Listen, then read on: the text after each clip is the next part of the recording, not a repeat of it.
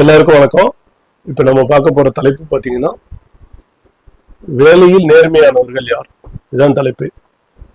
இது என்ன வேலையில் நேர்மையானவர்கள் யார்? இப்ப எல்லாரும் நேர்மையா இருக்கு இல்லையா?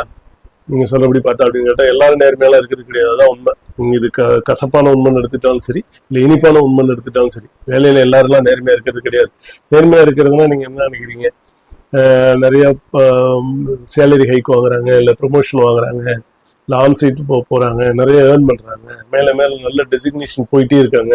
சாதாரண ஒரு பொசிஷன்ல ஜூனியர் லெவல்ல ஜாயின் பண்ணி senior, mid level, upper level, senior management அப்படின்னு போயிட்டே இருக்காங்க மேல. ஸோ அவங்களாம் நேர்மையானவங்களா அப்படின்னு கேட்டீங்கன்னா அதுக்கு அர்த்தம் அது கிடையாது. உடனே மேல மேல போறதால மட்டும் நேர்மையானவர்கள் அப்படின்னு சொல்ற மாதிரி சொல்ல முடியாது. சில பேர் ரொம்ப கீழே இருக்காங்க, அவங்களும் நேர்மையானவர்கள் அப்படின்னு சொல்லவே முடியாது. மிடில் மேனேஜ்மெண்ட்ல இருக்க அவங்களும் இங்க டெசிக்னேஷனை பொறுத்தோ, சேலரியை பொறுத்தோ, ஆப்பர்ச்சுனிட்டி பொறுத்தோ, புத்திசாலித்தனத்தை பொறுத்தோ நேர்மையானவர்கள் கிடையவே கிடையாது. ஓகேங்களா? நேர்மையானவர்கள் அப்படின்னா என்ன அர்த்தம்னா, டிரான்ஸ்பரன்சி. தவறும் சரியும் நான் என்ன செய்தேங்கிறத அப்படியே ஒயிட் பேஜில் கொடுப்பாங்க. White page means the sentence, அந்த ஒயிட் சென்டென்ஸ்ன்னு சொல்லுவாங்கல்ல. ஒயிட் சென்டென்ஸ்னா என்ன? ஒரு வெளிப்படையான நிர்வாகம், வெளிப்படைத்தன்மை, அதாவது டிரான்ஸ்பரன்சி. என்ன நடந்தது? தப்பு நடந்ததுன்னா ஏதாவது தப்பு நடந்தது, ஸோ ரீசன் இந்த தவறு நடந்தது. ஓகேவா? ஸோ நான் தான் அந்த தவறை பண்ணேன் அப்படின்னு ஃப்ரெண்ட்ல அந்த தவறை, அந்த மிஸ்டேக் அக்செப்ட் பண்ணுவாங்க. அதே மாதிரி சரியா பண்ணாலும் சரிதான், ஸோ இது சரியா பண்ணுச்சு அப்படின்ற மாதிரி இருப்பாங்க. யாரு பண்ணாங்களோ அந்த ஒர்க்குக்கு கிரெடிட் அவங்களுக்கே கொடுப்பாங்க. இவங்க பண்ண ஒர்க்குக்கான கிரெடிட்டை இன்னொருத்தவங்களுக்கு தரவும் மாட்டாங்க. ஸோ இதுதான் அதாவது ஒர்க்லையும் சரி, ஒரு ஒரு நிர்வாக திறமையிலையும் சரி, எல்லாத்துலயும் ஒரு டிரான்ஸ்பரன்சி இருக்கும். பொய்ன்றது இருக்காது. தவறே இருந்தாலும் இதனால தவறு நடந்தது, இது என்னோட தவறு தான், அதுக்காக நான் அப்பாலஜி கேட்டுக்கிறேன் அப்படின்ற மாதிரி ஒரு எக்ஸ்கியூஸ் கேட்பாங்க அவங்களே ஓகேங்க.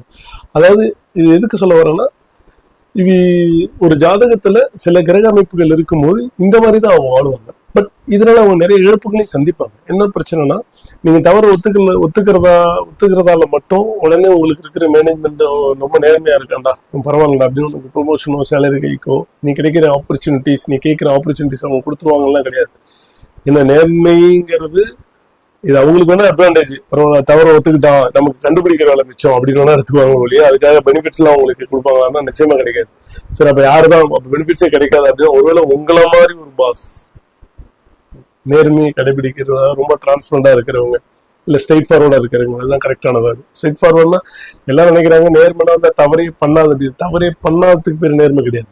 தவறே பண்ணாலும் அதுக்கான காரணத்தை சொல்லி அவங்களே ஃப்ரெண்ட் அண்ட், அதாவது அவங்களே ஒரு ஸ்டெப் முன்னாடி இந்த மாதிரி நான் அந்த தவறை பண்ணிட்டேன், இந்த ரீசனால நான் பண்ணிட்டேன், எக்ஸ்கியூஸ் கேட்டுக்கிறேன் அப்படின்ற மாதிரி அவங்களே ஃப்ரெண்ட்ல கேட்கறதுக்கு பேர் தான் நேர்மை. தவறே பண்ணாததுக்கு பேர் நேர்மை கிடையாது. ஓகேங்களா?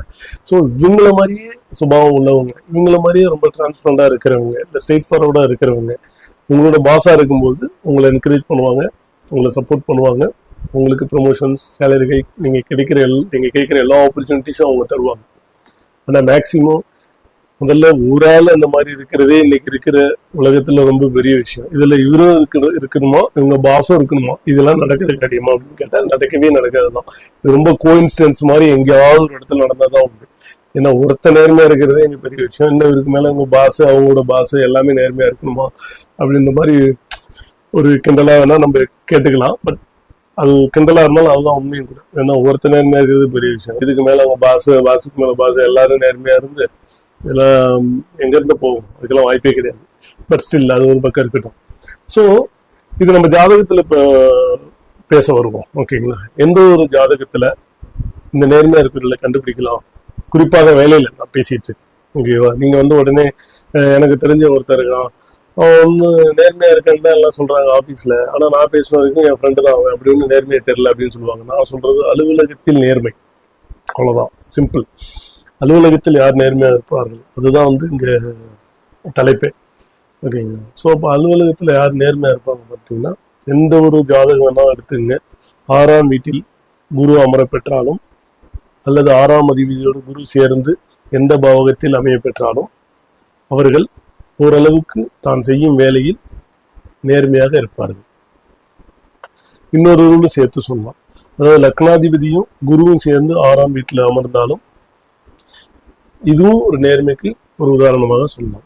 மொத்தத்தில் 6ஆம் வீடு சுபத்துவமாக இருக்க வேண்டும். அதாவது சுபர்கள் முழு சுபரான குருவோட தொடர்பு கொள்ளும் போது 6ஆம் வீடு அல்லது 6ஆம் அதிபதி முழு சுபரான குருவோட தொடர்பு கொள்ளும்போது வேலையில் ஒரு நேர்மையை அவர் எப்பவுமே ஃபாலோ பண்ணுவார்.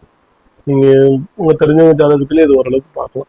உடனே குரு இருக்காரு நேர்மை இல்லை அப்படி இப்படின்லாம் யாரும் எடுத்துட்டு வராதிங்க. அதுக்கு வேற பாவகரங்கள் தொடர்பு இருக்கலாம், பார்வை இருக்கலாம். அதனால அந்த நேர்மையின் தன்மை கொஞ்சம் குறையுமோ ஒழிய, பாவகரங்கள் தொடர்பு பெற்றா நேர்மையின் தன்மை குறையுமோ ஒழிய, ஆனா முற்றிலும் நேர்மையே இல்லாத ஒரு சூழ்நிலை வராது. குரு தொடர்பு பெறும்போது 6ஆம் வீட்டோட குரு தொடர்பு பெறும்போது நேர்மையே இல்லாத ஒரு சூழ்நிலை வரவே வராது. இத்தனை பாவகங்கள் தொடர்பு பண்ணாலும் குறைஞ்சபட்ச நேர்மையாவது இருப்பார் வேலை செய்யற இடத்துல. சரிங்களா? நன்றி, வணக்கம்.